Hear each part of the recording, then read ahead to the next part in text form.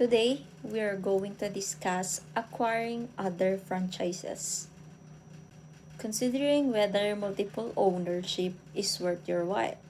This means thinking carefully about whether owning more than one franchise is a good decision.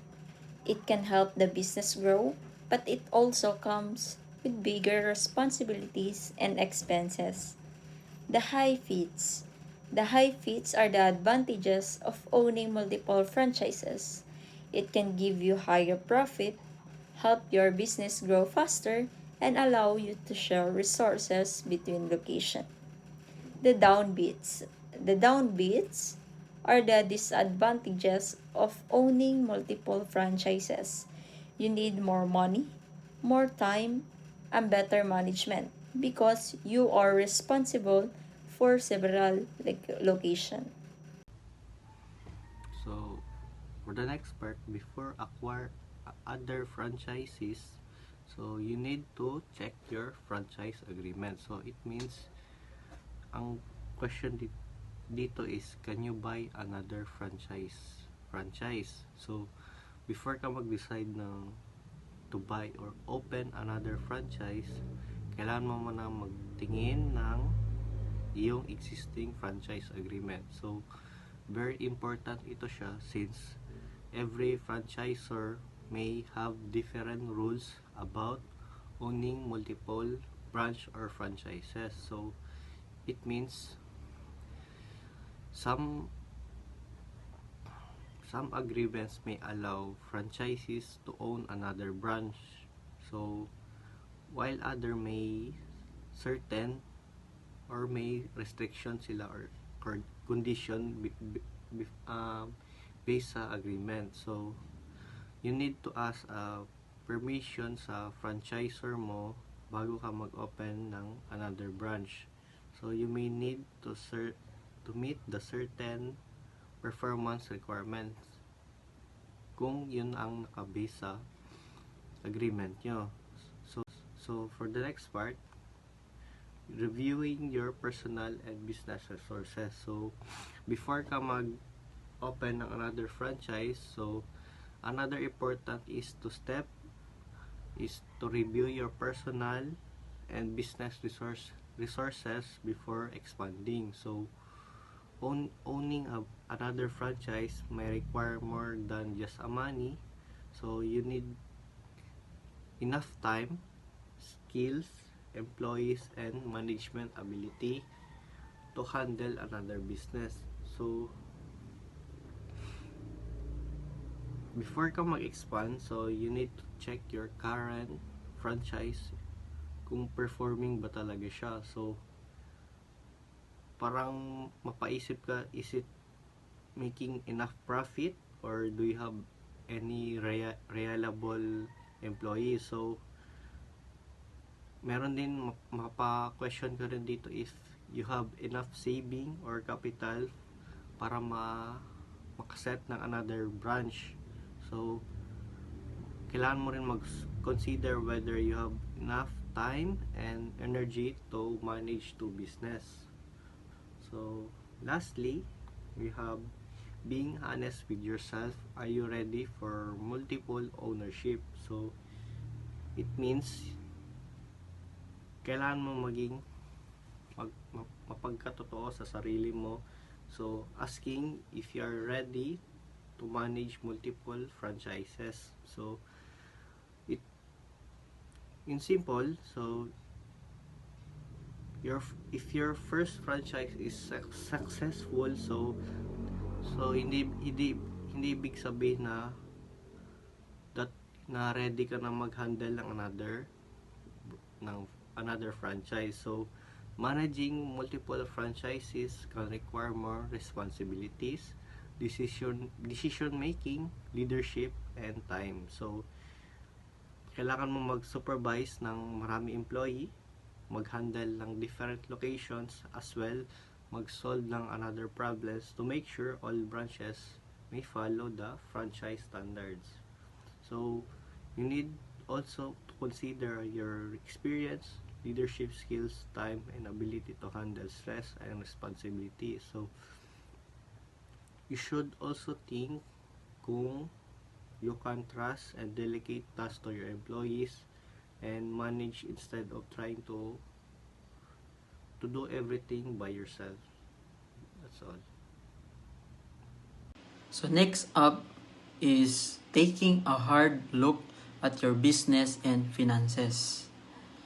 Before you even think about expanding, you need to honestly review your business performance.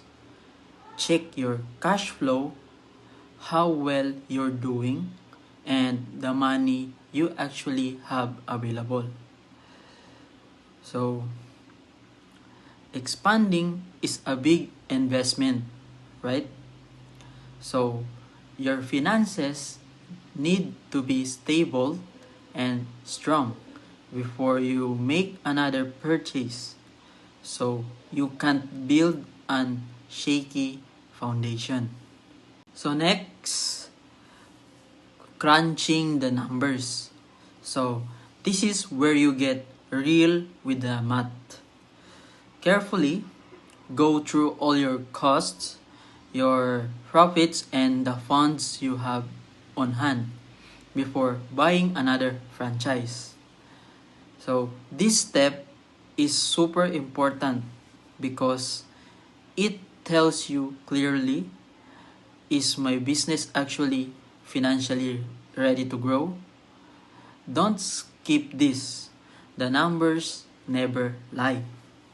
Hi everyone. Now, let's talk about understanding your purchase options. So, did you know there are actually different ways to expand your franchise business? That means you don't just jump into the first choice you see.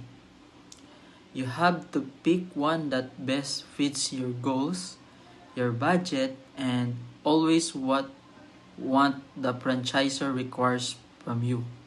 So, always choose wisely. Match your expansion to what works for you and for the brand. Sinabi nating business from scratch, no? Ito yung ibig sabihin na nagsimula ka ng business mo from scratch na to franchise. Ito ibig sabihin nito, sometimes nagsisimula ka from plans, operations management, ikaw lahat ang gumawa. It means originally ikaw yung gumawa. Okay? That's the difference from it to franchise. What I'm trying to define here is ano ba talaga yung minsan mas better? Franchise or business from scratch? Well, it actually depends. But sometimes franchise are actually more better. Pinaikli lang to siya, but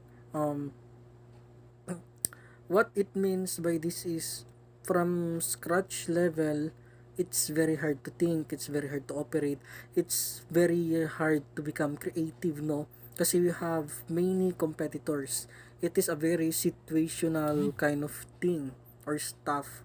We don't know, okay? Trendsetter or whatever it is. Hello, part 2. Buying multiple units. What does buying multiple units means? It means one unit is actually one franchise. Ibig sabihin, halimbawa, ito yung Jollibee. Now, Jollibee is a famous restaurant, no? Pag tinignan natin, ang isang Jollibee na nakita nyo sa town is actually one unit. It means unit is the quantity of thing. Nagets nyo? Unit is like a measurement but a quantity kung ano yung sinasabi nun. So what does it means is like one unit is one thing, one Jollibee. Now, buying multiple units is better, especially in a big locations. Bakit ko nasabi? Kasi people would recognize these brands kapag mas madami. Let's take this for example. In our marketing subject, we have called these tactics I forgot the term but ito yung definition ng tactics na yun. I honestly forgot, okay? Kailangan ko ng intellectual humility dito. The thing here is, if mas marami yung brand na yun, mas tatangkiliin ng tao. Kasi there's this thing in their mind na quantity is better. Ibig sabihin, kaya tumadami is better. So, we have these tactics na I forgot what it's called but that's what I'm talking about. Now, the thing here is, buying franchise from another franchise. Wait. Ito na yung buying a franchise from the franchise system. For example, McDo, and it's already operating here in a city. Now, the McDo franchise is actually operating na. Now, bibili ka pa ng another franchise from the Jollibee itself. Ngayon, from the Jollibee itself, ang gagawin mo is ipapa-operate mo yun. Yun ang tinatawag buying a franchise from another franchise. What does it means? It means having multiple franchise. That's what it means. Now, having multiple franchise means a more better, a more suited, but wala siyang kasiguraduhan na talagang better at suited kasi nga there are competitors, there are situational things, there are economic disruptions, there are many factors that could affect this. But in a narrow perspective ko, no, I'm just explaining the things here na nag-exist. So, yun lang talaga meaning, no.